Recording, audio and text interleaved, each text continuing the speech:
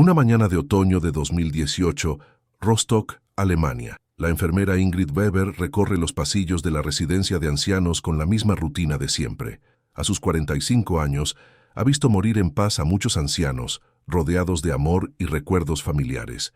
Pero esta mañana, algo diferente ocurre en la habitación 237.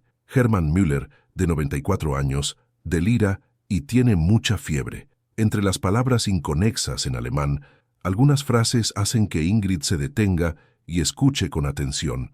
Los judíos, en el bosque, tenían que seguir órdenes. Nadie puede saberlo. Ingrid sintió un escalofrío. Llevaba 15 años cuidando ancianos y conocía las señales. Algunos veteranos de guerra, en sus últimos momentos, revivían recuerdos que habían mantenido ocultos durante décadas. Pero lo que murmuraba Hermann sonaba distinto. Esa tarde, mientras ordenaba las pertenencias del paciente fallecido, Ingrid encontró una pequeña caja escondida en el fondo de un cajón. Dentro halló fotografías amarillentas, documentos en alemán antiguo y una medalla con símbolos que reconoció de los libros de historia. Hermann Müller no era simplemente un alemán retirado que llevaba una vida tranquila. Durante 3 años, en plena Segunda Guerra Mundial, fue miembro de los Einsatzgruppen, los escuadrones móviles de la muerte, responsables del asesinato de más de 1 millón de civiles en Europa del Este. Durante 73 años, desde el fin de la guerra en 1945, Hermann llevó una vida completamente normal. Trabajó como mecánico, se casó, tuvo hijos y nietos que lo adoraban como el abuelo bondadoso que hacía juguetes de madera. Participaba en las fiestas del pueblo, era miembro de la iglesia local y ayudó a construir el parque infantil del barrio. Sus nietos jamás podrían haber imaginado que las mismas manos que tallaron caballos de madera habían operado ametralladoras contra familias enteras en fosas comunes en Ucrania. Este descubrimiento no es aislado. Se estima que más de 200.000 soldados alemanes participaron directamente en ejecuciones masivas durante el Holocausto. La mayoría sobrevivió a la guerra y regresó a casa, donde rehicieron sus vidas como ciudadanos respetables. No eran los famosos comandantes cuyos nombres conocemos por los juicios. No eran los ideólogos fanáticos que planearon el genocidio. Eran soldados rasos, hombres comunes que se convirtieron en asesinos y luego volvieron a ser hombres comunes. ¿Cómo fue posible? ¿Cómo pudo alguien asesinar a cientos de personas inocentes y luego vivir décadas como un abuelo cariñoso? Y, aún más importante, ¿cuántos otros, como Hermann Müller, murieron llevándose sus secretos a la tumba? La historia que están a punto de escuchar trata sobre la transformación más perturbadora de la naturaleza humana. Cómo personas comunes y corrientes se convierten en asesinos en masa y luego logran volver a la normalidad como si nada hubiera pasado. Trata sobre la capacidad humana de compartimentar, sobre las mentiras que nos contamos a nosotros mismos y sobre cómo sociedades enteras pueden optar por olvidar verdades incómodas. Es una historia que cuestiona todo lo que creemos saber sobre el bien, el mal y la responsabilidad moral. Si quieres entender cómo asesinos en masa lograron vivir como tus respetables vecinos durante décadas, suscríbete al canal y activa las notificaciones. Prepárate para un viaje perturbador a la capacidad de la humanidad para negar la realidad. Berlín, 22 de junio de 1941. Operación Barbarroja. Heinrich Himmler convoca una reunión secreta en el cuartel general de las SS. En la sala, los oficiales de élite reciben instrucciones que cambiarán el curso de la historia. Los Einsatzgruppen, escuadrones móviles de exterminio, deben limpiar los territorios conquistados de Europa del Este de elementos indeseables. Pero ¿quiénes eran los hombres que ejecutarían estas órdenes? Contrariamente a lo que muchos imaginan, la mayoría no eran fanáticos nazis de la primera época. Eran hombres comunes y corrientes, maestros, abogados, pequeños empresarios, obreros. Muchos tenían entre 25 y 35 años, estaban casados y tenían hijos pequeños en casa. Karl Jaeger tenía 53 años cuando asumió el mando del Einsatzkommando 3 en Lituania. Era arquitecto de profesión, padre de 2 hijas y miembro activo de la Iglesia protestante. Antes de la guerra, su mayor preocupación era terminar el proyecto de una escuela primaria en su ciudad natal. En sus informes oficiales a Berlín, Jaeger documentó meticulosamente el asesinato de 137.346 personas, hombres, mujeres y niños, en tan solo 5 meses. Sus registros son escandalosamente burocráticos. 04-10-1941. Kaunas, 315 hombres judíos, 712 mujeres judías, 818 niños judíos. Otto Ollendorf era doctor en Derecho y Economía. Estaba casado y tenía 5 hijos. Antes de la guerra, trabajaba como analista económico en el Ministerio de Economía. Sus colegas lo consideraban un hombre culto, refinado y profundamente religioso. Como comandante del Einsatzgruppe D, Ollendorf supervisó el asesinato de aproximadamente 90.000 personas en Ucrania y Crimea. En su juicio posterior a la guerra, cuando se le preguntó cómo conciliaba sus crímenes con su fe cristiana, respondió fríamente: «La conciencia es una invención judía. Teníamos un orden superior que obedecer». La transformación de estos hombres, de ciudadanos respetables a asesinos en masa, no ocurrió de la noche a la mañana. Fue un proceso gradual y cuidadosamente orquestado. En primer lugar, fueron sometidos a un intenso adoctrinamiento ideológico que les enseñó a ver a judíos, gitanos y eslavos como subhumanos que amenazaban la supervivencia del pueblo alemán. No se trataba de matar personas, sino de eliminar parásitos. En segundo lugar, el sistema de responsabilidades era deliberadamente difuso. Ningún soldado se sentía totalmente responsable de las muertes. Algunos cavaban las trincheras, otros trasladaban a las víctimas, otros disparaban. Cada uno podía alegar que su papel consistía simplemente en seguir órdenes. En tercer lugar, existía una fuerte presión de grupo. Negarse a participar en las ejecuciones no conllevaba un castigo severo. Algunos soldados fueron trasladados sin graves consecuencias, pero sí significaba decepcionar a los camaradas y ser visto como débil o poco fiable. La mayoría optó por participar. Los métodos variaban, pero seguían patrones similares. Las víctimas eran captadas bajo falsos pretextos: reubicación en zonas de trabajo, registro de documentos, distribución de alimentos. Luego eran transportadas a lugares aislados: bosques, canteras abandonadas, barrancos. Las ejecuciones masivas siguieron un plan logístico macabro pero eficaz. Las víctimas eran obligadas a desnudarse, dejando sus ropas en pilas organizadas para su posterior redistribución. Luego, eran alineadas al borde de fosas comunes y ejecutadas con disparos en la nuca. Los soldados se turnaban para realizar la ejecución con el fin de minimizar el trauma psicológico individual. Tras las ejecuciones, se distribuyó abundante alcohol para ayudar a los hombres a asimilar lo que habían hecho. Franz Stangl, quien más tarde se convertiría en comandante de Treblinka, comenzó su carrera como policía raso. Durante sus primeros meses en el programa de eutanasia, vomitaba después de cada operación. Pero gradualmente, desarrolló mecanismos psicológicos para afrontar la situación. «Aprendí a no verlos como personas», dijo en una entrevista décadas después. «Eran números, estadísticas. Cuando piensas en ellos como ganado que se está procesando, resulta más fácil hacer el trabajo». Esta deshumanización psicológica era esencial para el funcionamiento del sistema. Los soldados no podían permitirse ver a las víctimas como seres humanos completos, con familias, sueños y miedos, porque eso les impediría matarlas. Christopher Browning, en su estudio fundamental sobre el Batallón de Policía 101, documentó cómo 500 hombres de mediana edad de Hamburgo, reservistas no soldados de élite, se transformaron gradualmente en asesinos eficientes. Inicialmente, muchos se enfermaron físicamente tras las ejecuciones. Algunos solicitaron traslados. Otros bebieron en exceso para sobrellevar el estrés. Pero al cabo de unas semanas, la mayoría se había adaptado a la nueva rutina de trabajo. El comandante del batallón, el mayor Wilhelm Trapp, era descrito por sus subordinados como un padre bondadoso que se preocupaba sinceramente por el bienestar de sus hombres. Trapp lloró al recibir las primeras órdenes de ejecución masiva, pero las cumplió fielmente.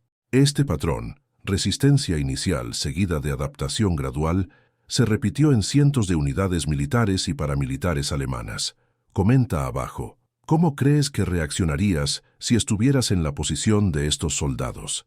La respuesta puede ser más perturbadora de lo que nos gustaría admitir. Babi Yar, Ucrania, 29 de septiembre de 1941. El soldado Werner Schmidt, de 28 años, maestro de escuela primaria de Düsseldorf, recibe su primer destino en el Einsatzgruppe C.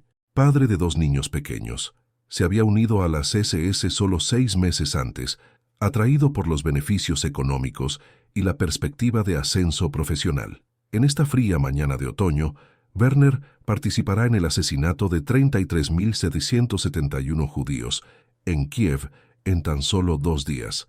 Se trata de una de las mayores ejecuciones en masa de la historia, y Werner documentará cada detalle en cartas a su esposa. «Mi querida Greta», escribe la noche del 29 de septiembre, «hoy cumplí con mi deber para con la patria en una importante operación. No puedo dar detalles, pero sepan que estoy sirviendo a un propósito mayor. Denle un beso a los niños de mi parte».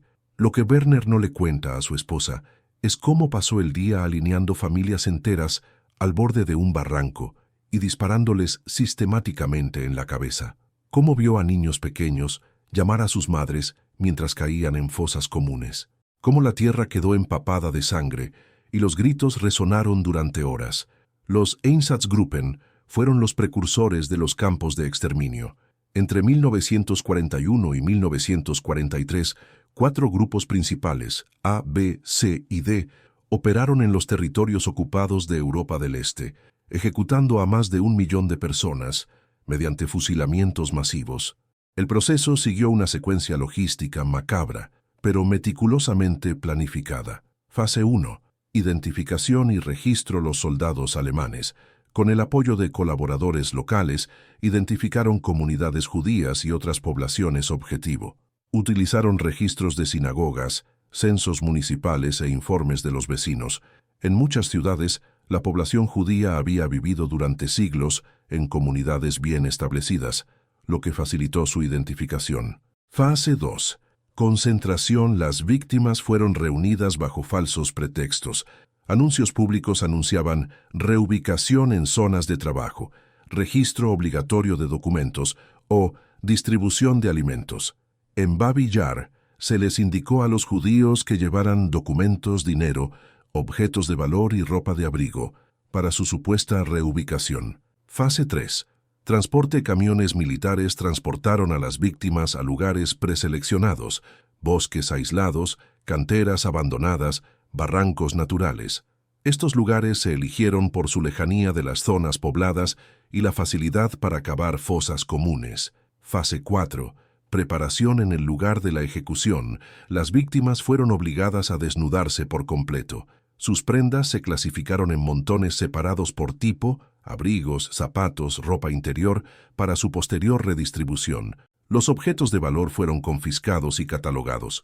Fase 5. Ejecución. Las víctimas eran alineadas al borde de las zanjas y ejecutadas con disparos en la nuca o el pecho. Los soldados se turnaban para realizar las ejecuciones y minimizar el trauma psicológico individual. Los oficiales supervisaban para garantizar la eficiencia y la humanidad. Ejecuciones rápidas y precisas. Fase 6. Verificación y entierro. Los soldados verificaron que todas las víctimas estuvieran muertas y ejecutaron a los supervivientes heridos.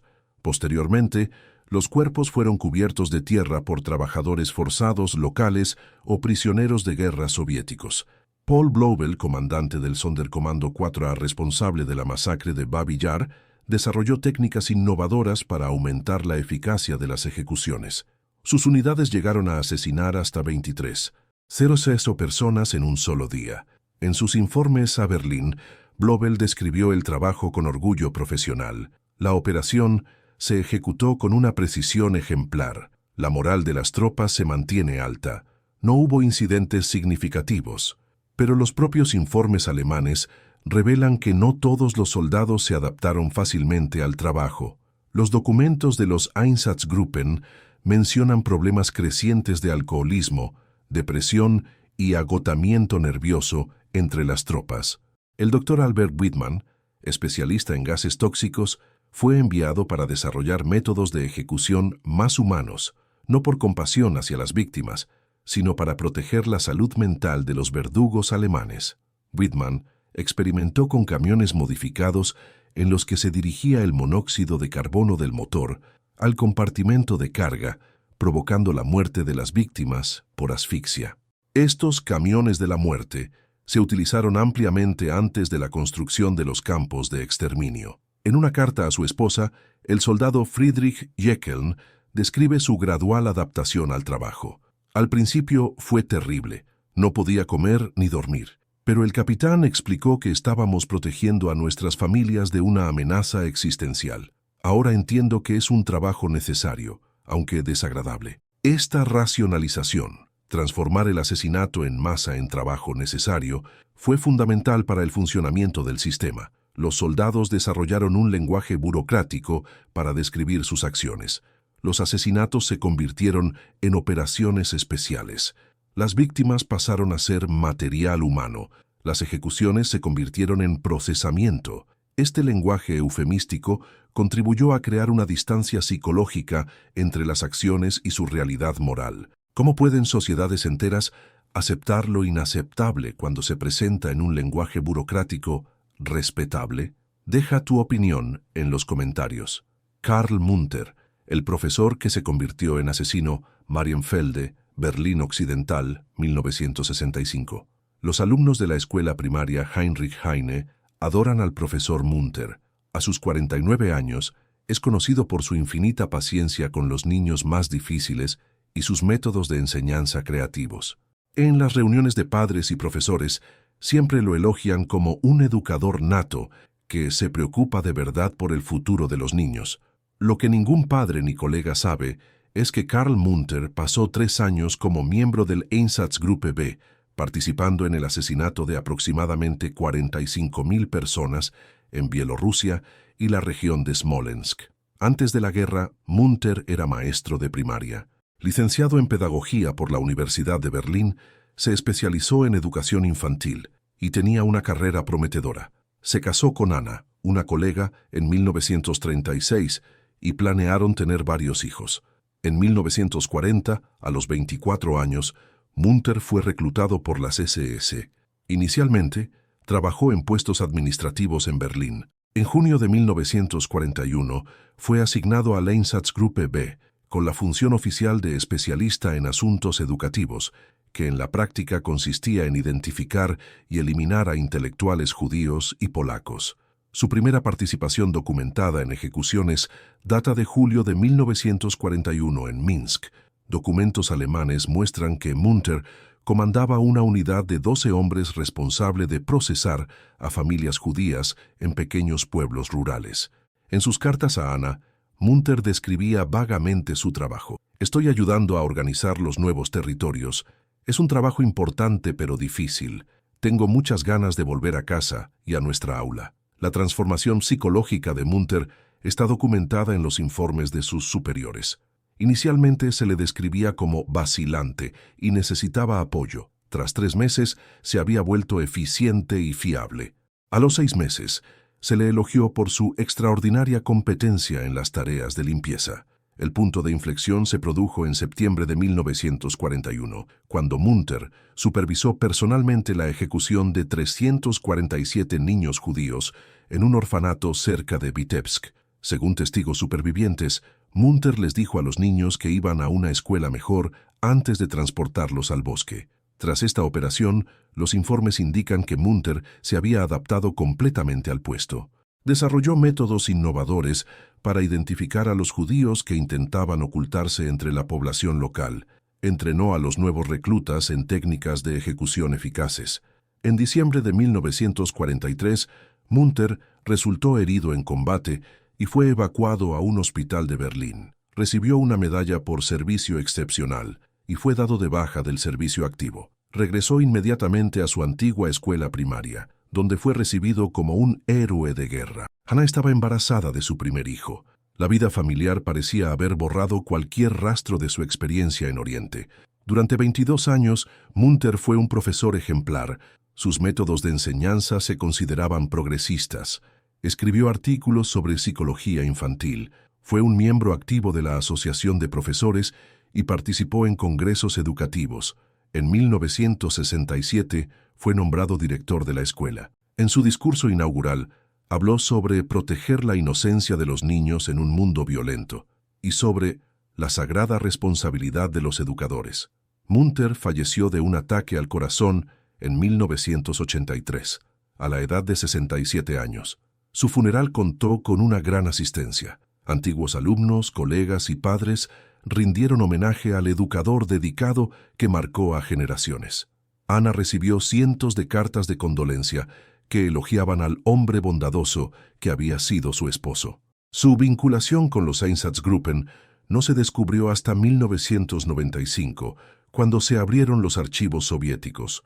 Para entonces, Ana ya había fallecido y los 3 hijos del matrimonio eran adultos respetables con sus propias familias. Werner Hoffmann, el mecánico que se convirtió en ejecutivo São Paulo, Brasil, 1978. Werner Hoffmann inaugura su 10º concesionario Volkswagen en el interior del estado de São Paulo. A sus 59 años, es uno de los empresarios alemanes más respetados de Brasil. Emplea a más de 300 personas, financia equipos de fútbol amateur y realiza donaciones periódicas a orfanatos. La prensa local lo celebra como un ejemplo del espíritu emprendedor alemán y un pilar de la comunidad. Lo que desconocen es que Werner Hoffmann llegó a Brasil en 1947 con documentos falsos proporcionados por las Ratlines, huyendo de acusaciones de crímenes de guerra. Entre 1941 y 1944, Hoffmann fue miembro del Einsatzkommando 10A, que operaba en la región del Cáucaso. Participó en el asesinato de aproximadamente 30.000 personas, incluida toda la población judía de Simferópol, en Crimea. Antes de la guerra, Hoffmann era mecánico en Stuttgart. Hijo de un obrero, había logrado montar un pequeño taller a los 23 años. Había sido miembro activo del partido nazi desde 1935, atraído por las promesas de prosperidad económica. En 1940, fue reclutado por las SS debido a su experiencia con motores y vehículos. Inicialmente, trabajó en el mantenimiento de equipos para los Einsatzgruppen. Gradualmente, se involucró en operaciones de campo. Los informes alemanes indican que Hoffmann se especializaba en operar camiones de la muerte, vehículos modificados donde las víctimas morían por asfixia con monóxido de carbono. Él mismo sugirió mejoras técnicas para aumentar la eficacia de los asesinatos. En una carta a su prometida, Marta, escribió en marzo de 1942, «El trabajo aquí es técnicamente exigente. Estoy aprendiendo mucho sobre sistemas mecánicos que me serán útiles después de la guerra». Hoffmann nunca describió directamente sus actividades, pero documentos soviéticos capturados revelan su participación en ejecuciones masivas. Testigos supervivientes lo identificaron como el conductor de los camiones que asesinaron a miles de personas. En enero de 1944, con el avance del Ejército Rojo, la unidad de Hoffmann fue evacuada. Logró llegar a Alemania con documentos militares regulares, evitando así su captura inmediata por los aliados. Tras la guerra, trabajó brevemente como mecánico en un pequeño pueblo bávaro. Pero las investigaciones sobre crímenes de guerra se intensificaban. En 1947, se enteró de que testigos soviéticos habían dado su nombre a las autoridades aliadas.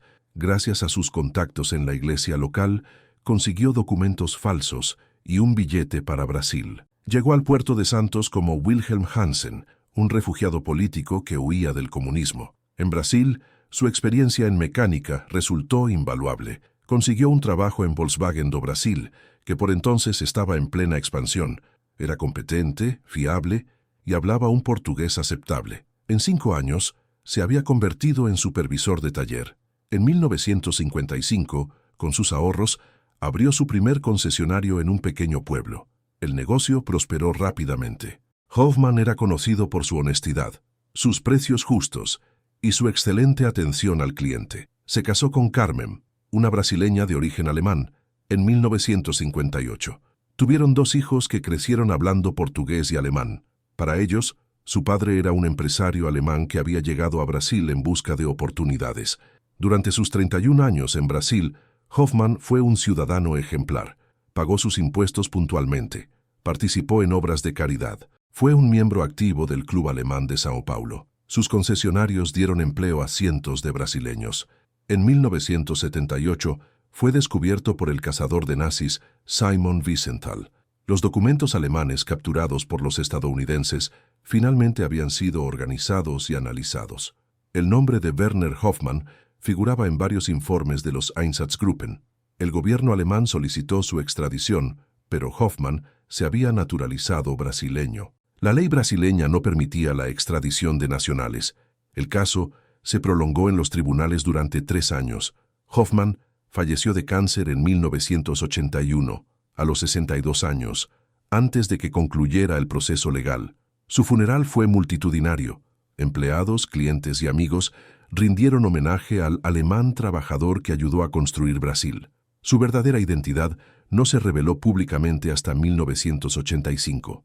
Carmen y sus hijos quedaron devastados.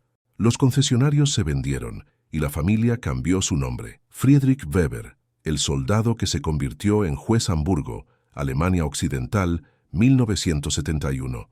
El juez Friedrich Weber dicta sentencia contra un grupo de narcotraficantes. 15 años de prisión para el cabecilla, 10 para los cómplices. En la sala, fiscales y abogados respetan su reputación de impartir una justicia estricta pero imparcial. A sus 52 años, Weber es considerado uno de los magistrados más competentes de Hamburgo. Especialista en derecho penal, es conocido por sus sentencias bien fundamentadas y su inquebrantable integridad moral. Lo que nadie en el tribunal sabe es que Friedrich Weber pasó 2 años como miembro del Einsatzgruppe A, participando en ejecuciones masivas en la región báltica. Entre 1941 y 1943, estuvo involucrado en el asesinato de aproximadamente 25.000 personas. Antes de la guerra, Weber estudiaba Derecho en la Universidad de Gotinga. Hijo de un pequeño agricultor, fue el primero de su familia en cursar estudios superiores. Tenía excelentes calificaciones y soñaba con ser fiscal. En 1940, a los 21 años, fue reclutado por las SS debido a sus conocimientos jurídicos. Inicialmente, trabajó en asuntos legales administrativos en los territorios ocupados. Gradualmente, se involucró en las operaciones de los Einsatzgruppen. Los documentos alemanes muestran que Weber se especializó en cuestiones legales relacionadas con acciones especiales. En la práctica, esto significaba redactar justificaciones legales para ejecuciones masivas y escribir informes que restaban importancia a los aspectos problemáticos de las operaciones. Weber desarrolló una habilidad particular para encontrar fundamentos legales para los asesinatos. Creó documentos que clasificaban a las víctimas como partisanos, espías o elementos antisociales, proporcionando una cobertura burocrática para el genocidio. En una carta a sus padres, escrita en agosto de 1942, «Mi trabajo aquí implica cuestiones legales complejas relacionadas con la administración de los nuevos territorios. Es una experiencia valiosa que me será útil para mi futura carrera». Los informes de sus superiores elogian a Weber como excepcionalmente competente en asuntos legales e indispensable para las operaciones de limpieza. Él mismo redactó reglamentos para el procesamiento eficiente de elementos hostiles. En septiembre de 1943, Weber fue trasladado a un puesto administrativo en Berlín. Terminó la guerra como funcionario jurídico en un departamento burocrático, evitando así su contacto con unidades de combate. Tras la rendición alemana, logró ocultar su vinculación con los Einsatzgruppen. Sus documentos militares solo reflejaban servicio en la administración legal en territorios ocupados, técnicamente cierto, pero que encubría su verdadera participación en crímenes de guerra. En 1948, con la creación de Alemania Occidental, Weber solicitó su ingreso al sistema judicial. Su expediente académico era excelente y su experiencia administrativa impresionante. Fue aceptado como fiscal adjunto en Hamburgo. Durante 23 años, Weber forjó una carrera ejemplar. Se distinguió por su meticulosa preparación de casos, su rigurosa argumentación y su dedicación a la justicia. En 1965 fue nombrado juez. Sus colegas lo respetaban como un jurista erudito y una persona íntegra. Weber escribió artículos sobre ética jurídica e impartió conferencias sobre la importancia de la independencia judicial. Irónicamente, Weber se especializó en casos de crímenes contra los derechos humanos. Juzgó casos de tortura policial, discriminación racial y violencia política. Sus sentencias contra los violadores de derechos humanos siempre fueron severas. En 1974, durante una investigación rutinaria sobre funcionarios públicos con pasado nazi, el nombre de Weber apareció en documentos de los Einsatzgruppen. Los investigadores descubrieron su verdadero papel durante la guerra. Weber fue obligado a jubilarse anticipadamente sin hacer ruido. El caso nunca se hizo público para evitar un escándalo en el sistema judicial. Weber murió en 1978, a los 59 años, sin haber sido procesado por sus crímenes. ¿Cuál de estos casos te impacta más? ¿El del profesor que volvió a la docencia? ¿El del mecánico que se convirtió en un respetado empresario? ¿O el del soldado que llegó a ser juez? Comparte tu opinión en los comentarios. Flensburg, Alemania, 8 de mayo de 1945. El soldado Hans Dietrich se quita rápidamente sus insignias de las SS y entierra su uniforme en un bosque cerca de la frontera danesa.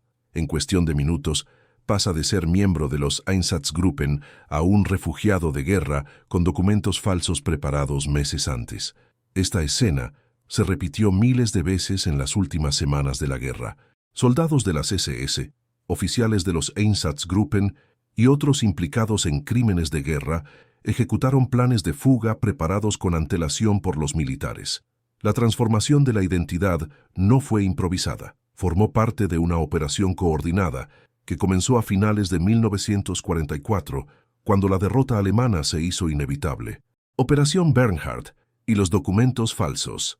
Friedrich Schwendt, comandante de la red nazi de falsificación, diversificó sus actividades en los últimos meses de la guerra.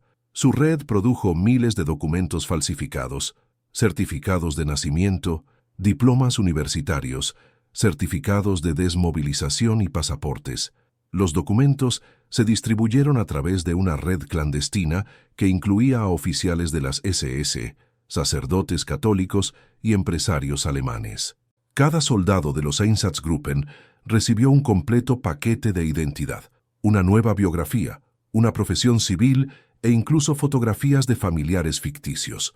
Hans Dietrich, a quien mencionamos anteriormente, se transformó en Georg Müller, un mecánico de Múnich cuyos documentos militares se habían perdido en el bombardeo de 1944. Su nueva identidad incluía cartas de recomendación de empleadores muertos en la guerra y certificados profesionales de escuelas destruidas por los aliados.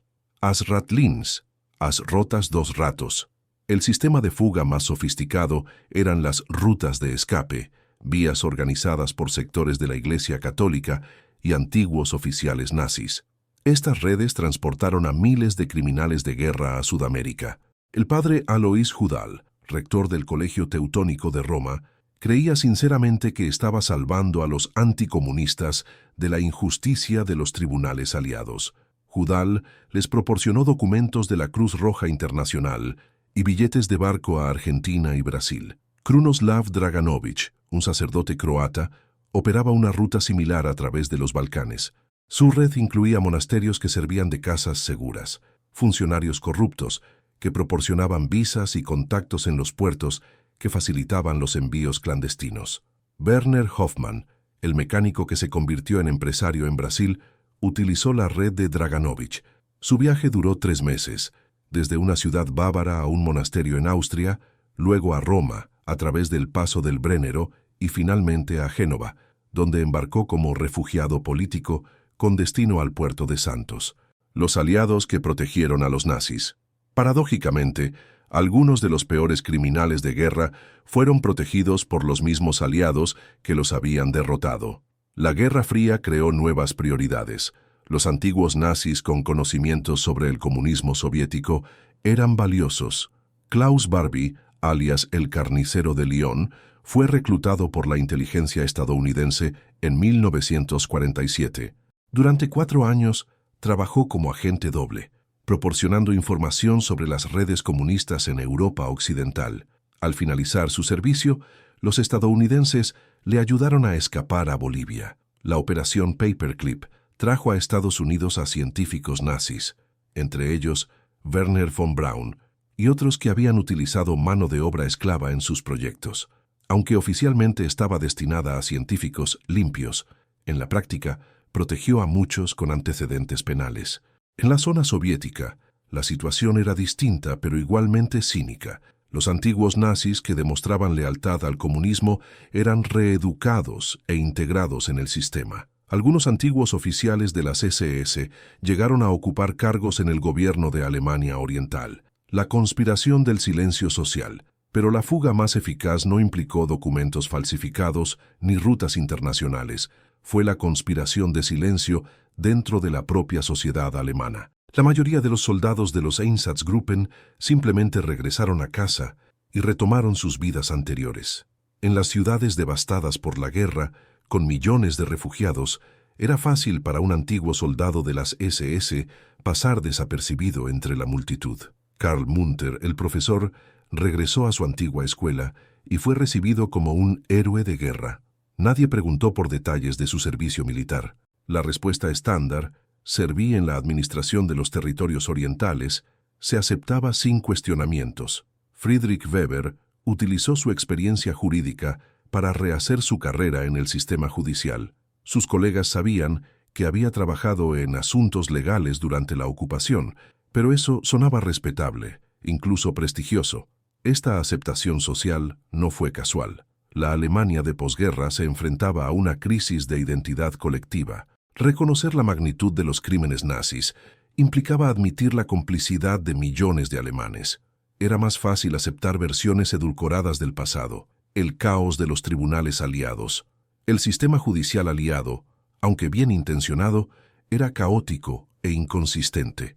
Las distintas zonas ocupadas tenían sistemas diferentes. La comunicación entre los tribunales era limitada. Muchos criminales escaparon simplemente debido a la desorganización burocrática. Los Einsatzgruppen eran considerados criminales menores en comparación con los líderes nazis. La prioridad de los aliados era procesar a Hitler, Himmler, Goebbels y otros altos dirigentes. Los soldados rasos de las SS eran vistos como peces pequeños. Esta priorización fue un error histórico. Mientras que los líderes nazis fueron juzgados o se suicidaron, miles de perpetradores directos escaparon y vivieron vidas normales. De los aproximadamente 3,000 miembros de los Einsatzgruppen, solo unos 200 fueron juzgados por los aliados entre 1945 y 1949. Esto significa que más del 90% nunca comparecieron ante un tribunal por su participación en el genocidio. La política del olvido. En 1948, con el inicio de la Guerra Fría, la política aliada cambió drásticamente. Alemania Occidental se convirtió en un aliado estratégico contra la Unión Soviética. El enfoque pasó de la desnazificación a la reconciliación nacional. Se concedieron numerosas amnistías, se redujeron las condenas, se abrieron cárceles. Muchos antiguos miembros de los Einsatzgruppen que estaban cumpliendo condena fueron puestos en libertad años antes de lo previsto. La justificación oficial siempre fue la misma. Tenemos que seguir adelante.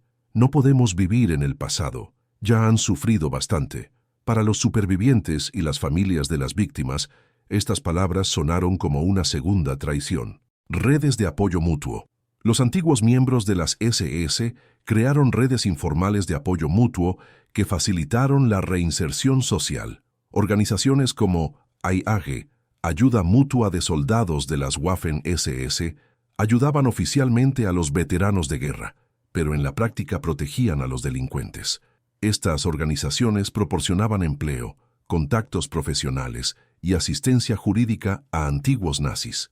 Un antiguo oficial de las SS podía conseguir trabajo en una empresa dirigida por otro antiguo nazi, creando entornos donde el pasado no se cuestionaba. Destinos internacionales. Se estima que entre 5.000 y 10.000 exnazis huyeron a Sudamérica tras la guerra.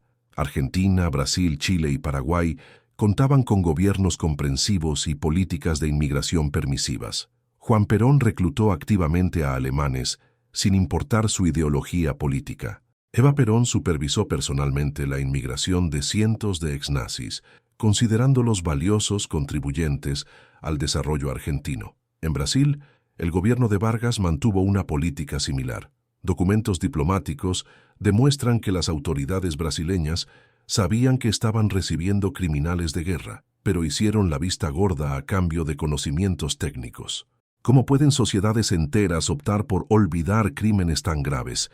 ¿Sigue existiendo hoy en día esta capacidad colectiva de negación? Joinville, Santa Catarina, 1975. Otto Hoffmann termina otra jornada laboral en la fábrica textil y regresa a casa en bicicleta por las tranquilas calles de la ciudad. A sus 56 años, en el barrio lo conocen como Seu Otto, un alemán reservado pero servicial que siempre ayuda a sus vecinos con pequeñas reparaciones. Sus vecinos brasileños lo adoran. Es padrino de 3 niños de la calle, miembro activo de la Iglesia Luterana y colaborador habitual de la organización benéfica local. Durante las fiestas de junio, prepara el mejor pastel alemán de la región. Lo que nadie sabe es que Otto Hoffmann pasó 3 años como miembro del Einsatzkommando 8, participando en el exterminio de 87.000 personas en la región de Stalingrado. Entre 1941 y 1944, sus manos asesinaron a cientos de niños, mujeres y ancianos en ejecuciones masivas. ¿Cómo es posible que un asesino en masa viva durante 3 décadas, como un vecino querido, sin levantar sospechas? La respuesta revela aspectos inquietantes de la naturaleza humana y la capacidad de autoengaño. Compartimentación psicológica. La mente humana posee una extraordinaria capacidad para separar diferentes aspectos de la personalidad. Los psicólogos llaman a esto compartimentación, la capacidad de mantener experiencias contradictorias en espacios mentales aislados. Otto Hoffmann no fue la excepción. Durante la guerra desarrolló una personalidad militar capaz de matar sin remordimientos. Tras la guerra, esta personalidad quedó archivada en un compartimento mental aparte, lo que permitió que su personalidad civil funcionara con normalidad. En entrevistas posteriores al descubrimiento, muchos exsoldados de las SS describieron sentimientos similares. Era como si fuera otra persona. Le sucedió a otro hombre. No era yo mismo durante la guerra. Esta disociación psicológica no era una farsa consciente. Era un mecanismo de defensa genuino que les permitía a estos hombres seguir funcionando como seres humanos aparentemente normales. El doctor Robert J. Lifton, que estudió a los perpetradores nazis, identificó un patrón que denominó duplicación psíquica, la creación de un segundo yo que puede cometer atrocidades, mientras que el yo principal permanece relativamente intacto. La construcción de una nueva identidad. Para llevar una doble vida con eficacia, los antiguos soldados de las SS elaboraban biografías alternativas meticulosamente construidas. No bastaba con tener documentos falsos. Era necesario crear una historia personal completa y coherente. Otto Hoffmann, mecánico de Hamburgo, perdió su documentación militar durante los bombardeos aliados. Su biografía incluía detalles específicos: el nombre del taller donde trabajaba, la dirección de su casa, destruida en la guerra, e incluso el nombre de su perro. Hoffmann estudió el acento y la jerga de Hamburgo para que su historia resultara convincente. Memorizó detalles de la geografía local, los nombres de las calles y los horarios del transporte público. Si alguien cuestionaba su origen, podía proporcionar información precisa. Esta preparación no fue casual. Muchos exnazis pasaron meses o años construyendo sus nuevas identidades antes de integrarse en la sociedad civil. La estrategia del hombre común. Los antiguos soldados de las SS aprendieron que el mejor camuflaje era pasar completamente desapercibidos. Evitaban llamar la atención, tanto positiva como negativamente. No se convirtieron en líderes comunitarios, pero tampoco se aislaron por completo.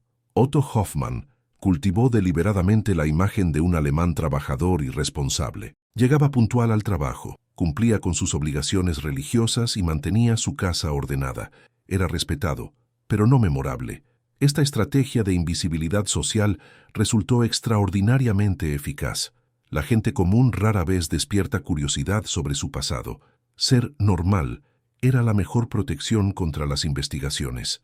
Silencio familiar. Uno de los aspectos más perturbadores de la doble vida de estos hombres era cómo ocultaban secretos a sus propias familias. Sus esposas vivieron durante décadas con hombres que habían cometido genocidio sin sospechar jamás la verdad. Anna Hoffmann, la esposa de Otto, Describió más tarde a su marido como el hombre más bondadoso que he conocido. En 35 años de matrimonio, nunca vio a Otto perder los estribos con los niños ni mostrar violencia. ¿Cómo podía un hombre que había ejecutado a cientos de personas ser un padre amoroso? La respuesta reside en la compartimentación. La violencia extrema quedó relegada a un compartimento mental aparte, sin contaminar su vida familiar. Algunos exnazis incluso desarrollaron elaborados mecanismos psicológicos para guardar los secretos. Otto nunca habló de la guerra, ni siquiera cuando se le preguntaba directamente. Desarrolló respuestas estándar. Fue una época difícil. Prefiero no recordarlo. Lo que importa es el presente. La negación colectiva, la doble vida que llevaban estos hombres, se vio facilitada por la negación colectiva de la sociedad de posguerra. Familias, comunidades y naciones enteras preferían no investigar demasiado a fondo el pasado reciente. En Brasil, entre los años 50 y 70, los inmigrantes alemanes eran valorados por su ética laboral y sus conocimientos técnicos. Preguntarles sobre su pasado se consideraba una falta de educación, incluso una muestra de hostilidad. Esta cortesía social creó un entorno perfecto para los antiguos criminales de guerra. Podían vivir abiertamente, sin temor a que se les preguntara sobre sus biografías. Los rituales de la normalidad. Los antiguos soldados de las SS desarrollaron elaborados rituales para reforzar sus nuevas identidades. Otto Hoffmann iba a la iglesia todos los domingos, no por verdadera religiosidad, sino porque era lo que se suponía que debía hacer un alemán respetable. Estos rituales cumplían múltiples propósitos. Creaban una rutina que reforzaba la nueva identidad, establecían una presencia social regular que desalentaba las sospechas y proporcionaban coartadas de comportamiento. Un hombre que va a la iglesia todas las semanas no puede ser un criminal. Adaptación cultural. Quienes huyeron a otros países desarrollaron una impresionante capacidad de adaptación cultural. Otto Hoffmann aprendió portugués con fluidez, adoptó las costumbres brasileñas e incluso se convirtió en hincha del equipo de fútbol local. Esta adaptación no fue superficial. Muchos exnazis se integraron tan plenamente en las nuevas culturas que se identificaron genuinamente con ellas.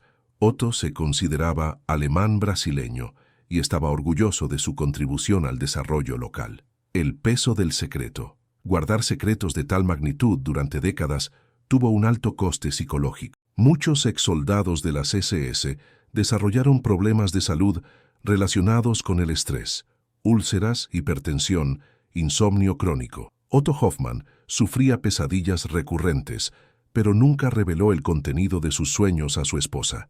Desarrolló el hábito de trabajar obsesivamente en proyectos manuales, muebles, reparaciones domésticas, jardinería, como forma de mantener la mente ocupada. Algunos exnazis recurrieron al alcohol para sobrellevar los recuerdos. Otros se convirtieron en adictos al trabajo compulsivos. Pocos buscaron ayuda psicológica, ya que esto implicaría revelar su pasado. Racionalización continua. Para preservar su cordura, los antiguos soldados de las SS desarrollaron elaborados sistemas de racionalización que transformaban sus crímenes en actos defendibles o inevitables. Otto se decía a sí mismo que había protegido a Alemania de sus enemigos, que había seguido las órdenes legales y que no tenía otra opción. Estas racionalizaciones no eran cinismo consciente, sino auténticos mecanismos psicológicos de autoconservación. Con el tiempo, muchos llegaron a creer sinceramente en sus propias racionalizaciones. La mente humana es capaz de reescribir los recuerdos para hacerlos psicológicamente tolerables. Miedo constante. A pesar de la aparente normalidad, los antiguos soldados de las SS vivían con el temor constante de ser descubiertos. Otto siempre guardaba una pequeña cantidad de dinero escondida y preparaba documentos para una rápida huida. Cada golpe inesperado en la puerta, cada pregunta sobre el pasado, cada noticia sobre los juicios a criminales de guerra desataba el pánico. Este estrés crónico contribuyó a los problemas de salud que muchos desarrollaron. ¿Cuántos, señor Otto, siguen viviendo entre nosotros hoy en día, con secretos inconfesables guardados durante décadas? Comparte tus reflexiones sobre esta capacidad humana de llevar una doble vida. Frankfurt, Alemania, 15 de septiembre de 1979. El cartero toca el timbre de la modesta casa de Georg Weber a las 8 de la mañana. Weber, de 73 años, jubilado hace 8 de su trabajo como contable, abre la puerta en bata y zapatillas. Espera un paquete de la farmacia. En cambio, se encuentra con 6 policías alemanes, con una orden de arresto internacional. Georg Weber, dice el oficial, está usted arrestado por crímenes de lesa humanidad cometidos entre 1941 y 1943 como miembro del Einsatzkommando 6. Weber palidece. Durante 36 años desde su llegada a Frankfurt con una identidad falsa, vivió como un respetable contable. Se casó, tuvo hijos y fue un abuelo entregado. Nadie sospechó jamás que Georg Weber fuera en realidad Friedrich Müller, responsable del asesinato de 12.000 personas en Ucrania. La detención de Weber fue el resultado de una investigación de 5 años llevada a cabo por una nueva generación de fiscales alemanes decididos a encontrar a los últimos criminales de guerra nazis supervivientes. El despertar de la conciencia alemana. Durante las décadas de 1950 y 1960, Alemania Occidental prefirió guardar silencio sobre los crímenes nazis. La prioridad era la reconstrucción económica y la integración en el Occidente democrático. Hablar del pasado se consideraba contraproducente, pero la generación nacida después de la guerra comenzó a plantearse preguntas incómodas. Los movimientos estudiantiles de 1968 exigieron que la sociedad alemana afrontara con honestidad su pasado nazi. Fritz Bauer, el fiscal general de Frankfurt, se convirtió en un símbolo de este nuevo enfoque. Judío superviviente que había huido de la Alemania nazi, Bauer regresó decidido a garantizar que la justicia alemana asumiera la responsabilidad por los crímenes cometidos en nombre del pueblo alemán. El juicio de Frankfurt contra 22 funcionarios de Auschwitz entre 1963 y 1965 fue el primer gran juicio por crímenes de guerra llevado a cabo por tribunales alemanes. Sentó precedentes legales y despertó el interés público. El cambio en la doctrina legal. Hasta la década de 1960, los tribunales alemanes exigían pruebas de delitos específicos cometidos por motivación personal. Un soldado que mataba siguiendo órdenes superiores no era considerado culpable de asesinato. Esta doctrina ha cambiado radicalmente. La nueva jurisprudencia ha establecido que participar a sabiendas en el sistema de exterminio constituye complicidad en asesinatos en masa, independientemente de la motivación personal. Ya no era necesario probar que alguien había matado a personas específicas. Bastaba con demostrar que habían participado voluntariamente en las operaciones de exterminio con conocimiento de sus objetivos. Este cambio reabrió cientos de casos que se consideraban cerrados. Los investigadores comenzaron a buscar sistemáticamente a antiguos trabajadores de campos de concentración y miembros de los Einsatzgruppen que aún vivían. La tecnología al servicio de la justicia. En la década de 1970 surgieron herramientas tecnológicas que facilitaron enormemente la identificación de criminales de guerra. Los ordenadores permitieron cotejar millones de documentos alemanes, soviéticos y aliados. El Centro de Investigación de Crímenes Nazis de Ludwigsburg, creado en 1958, digitalizó enormes archivos. Los nombres que aparecían en varios documentos se investigaban con carácter prioritario. Se identificó a Georg Weber, es Friedrich Müller, cuando los investigadores cotejaron listas de personal de los Einsatzgruppen con registros de inmigración de posguerra. El nombre Friedrich Müller figuraba en informes alemanes sobre ejecuciones en Ucrania. El nombre Georg Weber aparecía en documentos de desnazificación con biografías contradictorias. El papel de los supervivientes. El descubrimiento de muchos exnazis fue posible gracias a la colaboración de supervivientes que conservaron recuerdos detallados durante décadas. Rivka Goldstein, superviviente de una ejecución masiva ordenada por Friedrich Müller en 1942, llevó un diario durante 37 años con descripciones físicas de oficiales alemanes.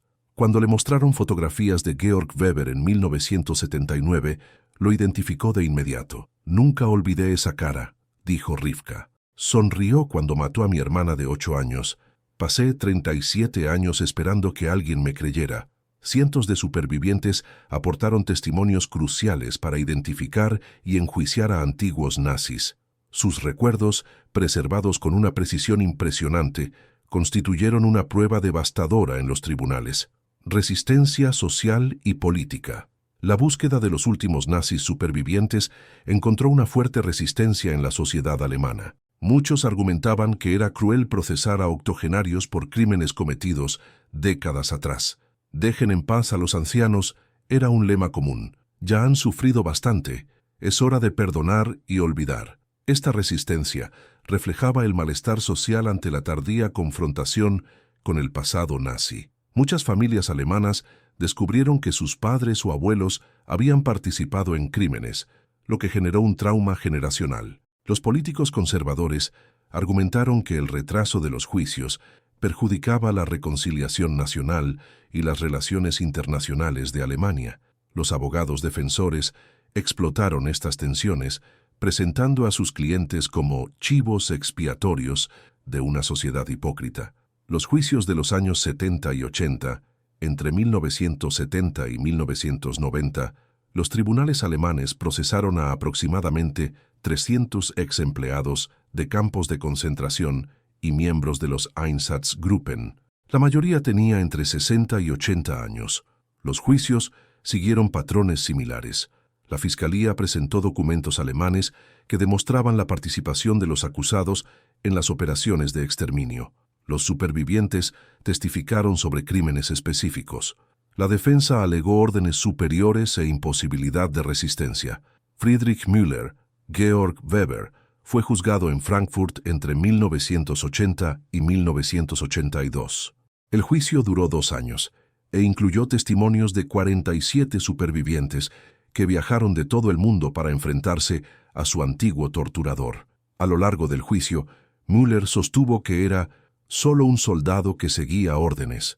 Negó haber matado personalmente a ningún civil. Afirmó que su función era administrativa, pero documentos alemanes demostraron que él mismo había ordenado ejecuciones masivas. Informes firmados por él describían con detalle el asesinato de miles de personas. Las sentencias y sus limitaciones. La mayoría de los exnazis juzgados en los años 70 y 80 recibieron condenas a cadena perpetua. Sin embargo, debido a su avanzada edad y problemas de salud, pocos cumplieron largas condenas. Friedrich Müller fue condenado a cadena perpetua en 1982. Murió en prisión en 1985, a los 79 años, después de cumplir solo 3 años de su condena. Esta disparidad entre la gravedad de los delitos y la brevedad de los castigos frustró a los supervivientes y a los familiares de las víctimas. Muchos sintieron que la justicia había llegado demasiado tarde para ser efectiva. El valor simbólico y educativo. A pesar de las limitaciones prácticas, los juicios aplazados tuvieron un importante valor simbólico y educativo.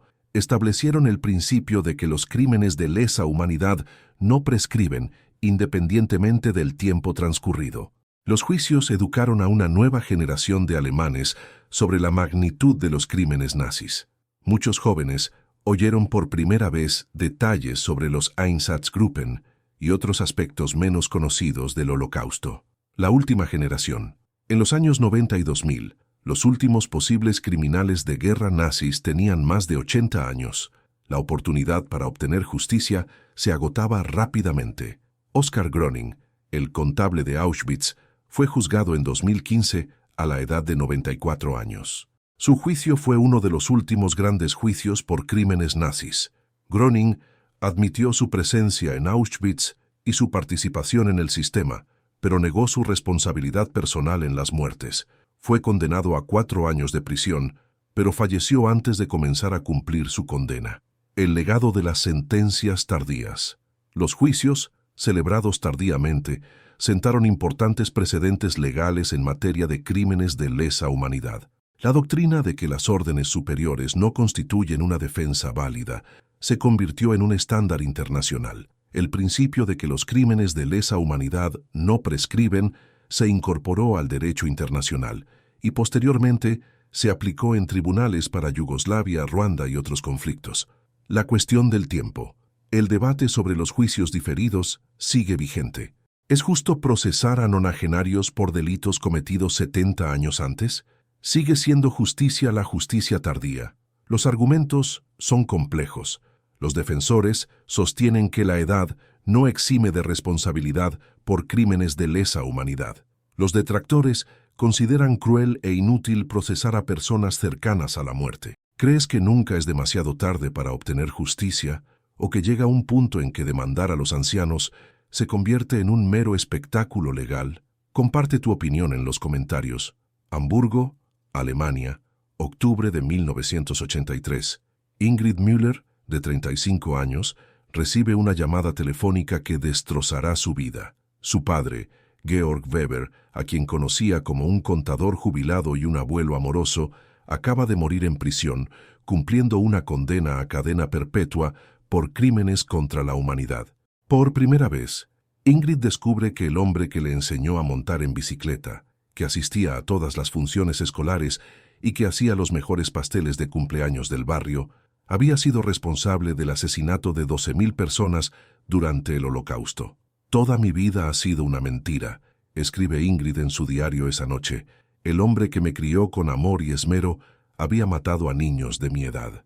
¿Cómo es posible amar a alguien y al mismo tiempo odiar todo aquello de lo que fue responsable? El tardío descubrimiento de la verdad sobre los padres y abuelos nazis generó traumas familiares que perduran por generaciones. Miles de familias alemanas, brasileñas, argentinas y de otros países han vivido esta devastadora experiencia. El impacto de la revelación. Las familias de los exnazis descubiertos se enfrentaron a una doble traición: descubrir que sus seres queridos habían cometido atrocidades y que habían mentido al respecto durante décadas. Klaus Hoffmann, hijo del empresario Werner Hoffmann, quien huyó a Brasil, tenía 32 años cuando se enteró de que su respetado padre había operado camiones de la muerte en Ucrania. Era imposible conciliar ambas imágenes, dijo Klaus en una entrevista años después. El padre que me llevaba a pescar los domingos era el mismo hombre que había asfixiado a cientos de niños con gases tóxicos. Mi cerebro simplemente no podía procesarlo. La reacción inicial siempre fue la negación. Las familias se negaban a creer las acusaciones. Contrataban abogados caros, movilizaban a amigos influyentes y buscaban pruebas para demostrar la inocencia de sus familiares. Pero cuando las pruebas se volvieron irrefutables, documentos alemanes, fotografías, testimonios de supervivientes, las familias sufrieron un colapso emocional. Culpa heredada. Los hijos y nietos de criminales de guerra nazis han desarrollado lo que los psicólogos llaman culpa heredada, un sentimiento de responsabilidad por crímenes que no cometieron. Ingrid Müller sufrió una grave depresión tras descubrir el pasado de su padre. Se divorció de su marido, quien ya no podía mirarla sin pensar en su suegro asesino. Se mudó de ciudad 3 veces. Cambió de nombre 2 veces. «Llevo su sangre en la sangre», dijo en terapia. «Sé que es irracional. Ni siquiera había nacido durante la guerra. Pero siento que mis manos están manchadas de sangre. Esta culpa irracional ha afectado a cientos de familias. Muchos hijos de antiguos nazis han desarrollado depresión, ansiedad y problemas de identidad. Algunos se han convertido en activistas de derechos humanos, intentando compensar los crímenes de sus padres mediante la acción social». El impacto en los matrimonios. La revelación del pasado nazi de algunos miembros de la familia destruyó innumerables matrimonios. Los cónyuges sintieron que habían sido engañados no solo sobre el pasado, sino sobre la identidad misma de la persona con la que se habían casado. Carmen Hoffmann, la esposa brasileña de Werner Hoffmann, se sorprendió al descubrir que había vivido durante 23 años con un antiguo operador de cámaras de gas móviles. «Me hizo el amor con las mismas manos que habían matado niños», declaró Carmen a los investigadores. «¿Cómo puedo seguir viviendo con esa imagen? ¿Cómo puedo seguir amando a alguien capaz de tales horrores?» Carmen solicitó el divorcio de inmediato. Se mudó a otro estado con sus hijos y nunca más volvió a hablar con Werner, ni siquiera después de que él muriera de cáncer en prisión. Trauma infantil. Los nietos de criminales de guerra nazis sufrieron traumas particulares. Los niños y adolescentes carecían de la capacidad psicológica para procesar revelaciones tan perturbadoras sobre sus queridos abuelos. Pedro Hoffmann, de 12 años, adoraba a su abuelo Werner, quien fabricaba juguetes de madera y contaba historias sobre Alemania. Cuando supo que su abuelo había asesinado a cientos de niños, Pedro empezó a sufrir pesadillas recurrentes y a tener miedo de dormir. Solía soñar que el abuelo vendría a buscarme y me llevaría al bosque, recordó Pedro décadas después. Ya no podía mirar los juguetes que hacía sin imaginar niños muertos. Muchos niños desarrollaron fobias relacionadas con la identidad alemana. Se negaban a hablar alemán en casa, rechazaban la comida tradicional alemana. Intentaban borrar cualquier vínculo con su herencia familiar. Estrategias de supervivencia. Las familias de los exnazis descubiertos han desarrollado diferentes estrategias para afrontar el trauma. Negación perpetua. Algunas familias simplemente se negaron a aceptar las pruebas. Sostenían que sus familiares eran inocentes, víctimas de persecución política o confundidas con personas equivocadas. Esta estrategia les brindaba un alivio psicológico temporal, pero les impedía superar el trauma de forma saludable. Aislamiento social. Muchas familias se aislaron por completo. Se mudaron a ciudades distintas, cortaron el contacto con sus antiguos amigos y evitaron la exposición pública. Crearon refugios familiares, donde podían procesar el trauma lejos del juicio externo. Cambio de identidad. Cientos de familias han cambiado legalmente sus nombres. Hijos y nietos de nazis han adoptado nombres completamente diferentes para evitar cualquier asociación con los crímenes de sus antepasados. Activismo compensatorio.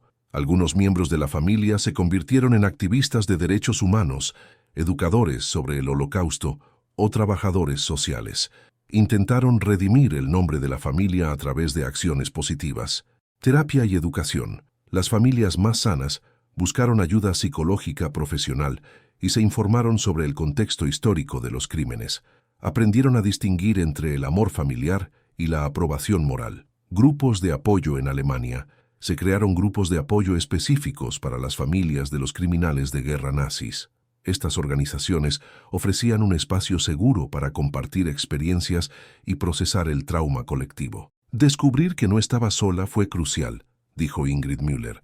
Había cientos de personas viviendo la misma pesadilla, personas que amaban a padres y abuelos que habían cometido atrocidades. Los grupos desarrollaron técnicas terapéuticas específicas para abordar la culpa heredada y los conflictos de lealtad familiar. Ayudaron a sus miembros a comprender que el amor familiar no implica la aprobación moral de los actos delictivos.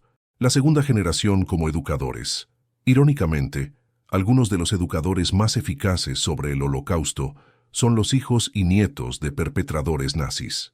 Su experiencia personal ofrece perspectivas únicas sobre cómo el mal puede existir en personas aparentemente normales. Klaus Hoffmann se convirtió en profesor de historia y desarrolló programas educativos sobre el Holocausto. Puedo decirles a mis alumnos, mi padre era un hombre cariñoso que me quería, y también fue un asesino en masa. Estas dos realidades pueden coexistir en una misma persona. El impacto intergeneracional. Estudios psicológicos demuestran que el trauma relacionado con crímenes de guerra puede persistir durante 3 o 4 generaciones. Los bisnietos de criminales de guerra nazis aún presentan altos índices de ansiedad, depresión y problemas de identidad. Este trauma transgeneracional sugiere que las consecuencias de los crímenes nazis se extienden mucho más allá de las víctimas directas.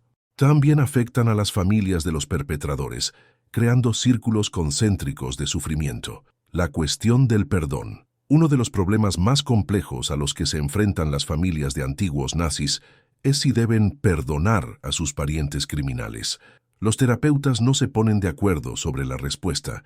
Algunos argumentan que el perdón es necesario para la sanación psicológica. Otros sostienen que ciertas acciones son imperdonables y que aceptar esta realidad es más saludable que buscar un perdón forzado. El legado contemporáneo. Hoy, los nietos y bisnietos de criminales nazis se enfrentan a nuevos desafíos. El resurgimiento de movimientos de extrema derecha en Europa los obliga a abordar cuestiones de responsabilidad histórica e identidad familiar. Algunos se han convertido en voces importantes contra el negacionismo y el revisionismo histórico. Otros prefieren permanecer en silencio y en privado respecto a su herencia familiar. Una lección para la sociedad. Las familias destrozadas revelan una verdad perturbadora. Los crímenes contra la humanidad no solo afectan a las víctimas directas, crean oleadas de trauma que se propagan a través de las generaciones e incluso alcanzan a las familias de los perpetradores. Esta realidad amplía nuestra comprensión del coste total del genocidio y ofrece más argumentos para prevenir futuras atrocidades.